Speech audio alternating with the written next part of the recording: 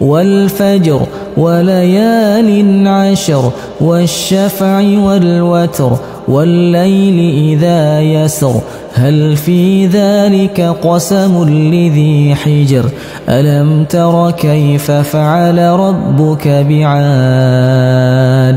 إرم ذات العماد التي لم يخلق مثلها في البلاد وثمود الذين جابوا الصخر بالواد وفرعون ذي الأوتاد الذين طغوا في البلاد فأكثروا فيها الفساد فصب عليهم ربك سوط عذاب إن ربك لبالمرصاد فأما الإنسان إذا ما ابتلاه ربه فأكرمه ونعمه فيقول ربي أكرمن وأما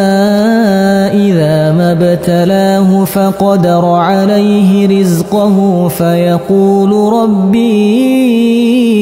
أهانن كلا بل لا تكرمون اليتيم ولا تحاضون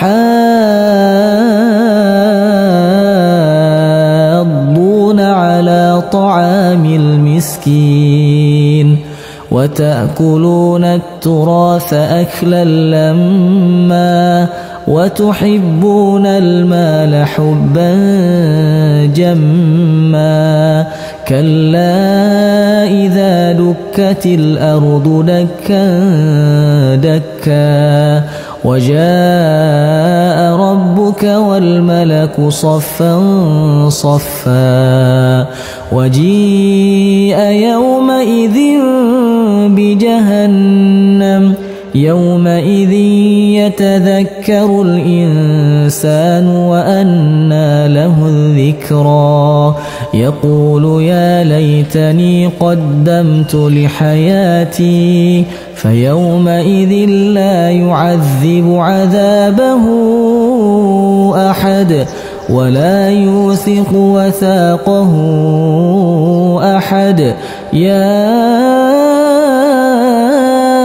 أيتها النفس المطمئنة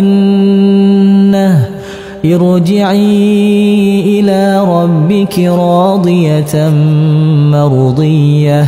فادخلي في عبادي وادخلي جنتي.